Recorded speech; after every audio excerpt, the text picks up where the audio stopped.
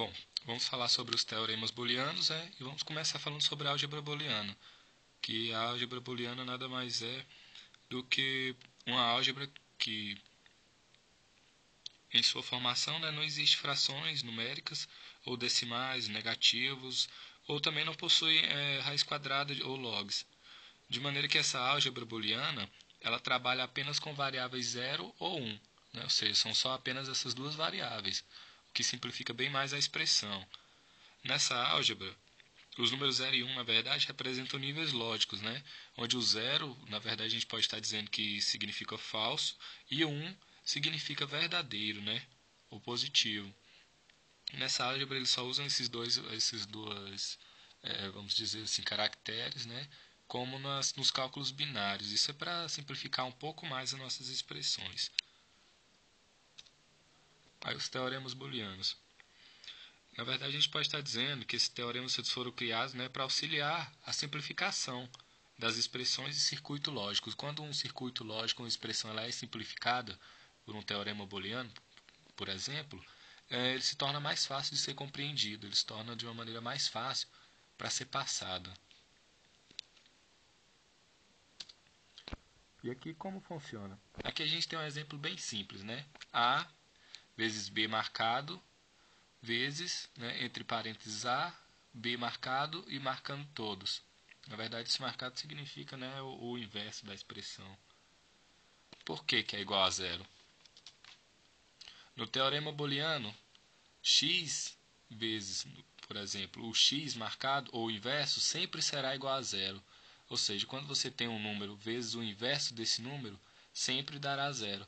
Isso é uma das técnicas mais simples da simplificação booleana. Onde também temos outros fatos importantes, é que a ordem desses fatores não altera.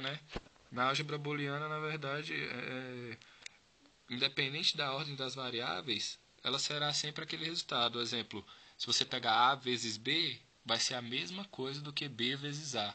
A ordem deles do produto, ou então da soma, também da mesma maneira não altera.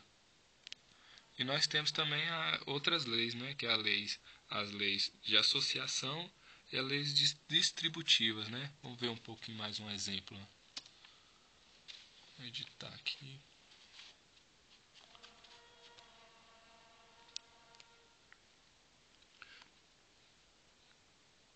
Bom, a lei associativa é onde as variáveis são agrupadas. Vamos dar um exemplo. X mais parênteses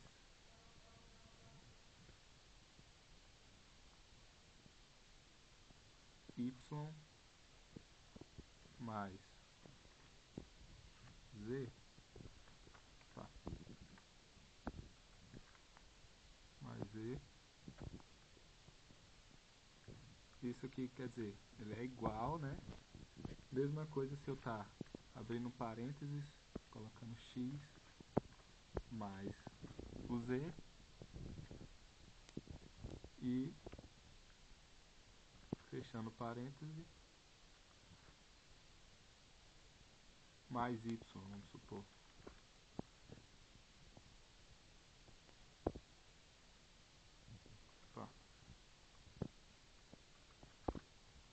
Mais y. Ou também nós podemos dizer que isso aqui é igual a x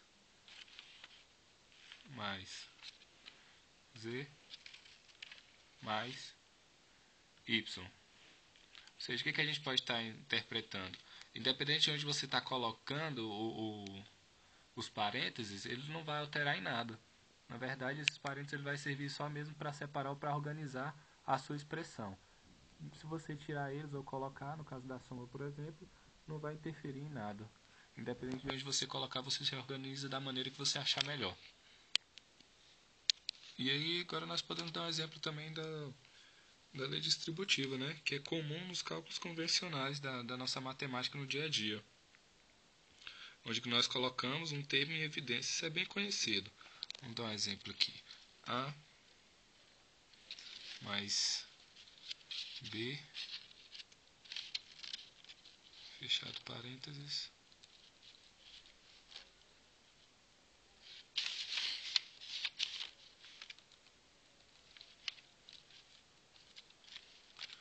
mais B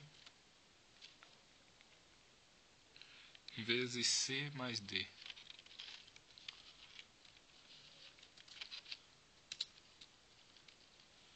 C mais D. Isso aqui a gente pode estar dizendo, né, pela lei distributiva, que é igual a AC mais AD mais BC mais BD. Ou seja, a princípio a gente tinha dois termos, né, que estavam em evidências e agora a gente separou eles. Da mesma maneira que eu fiz esse processo, eu poderia estar fazendo o processo inverso também, colocando o A mais B vezes o C mais D entre parênteses, né? Na verdade é a mesma operação. Vamos ver outros exemplos aqui agora.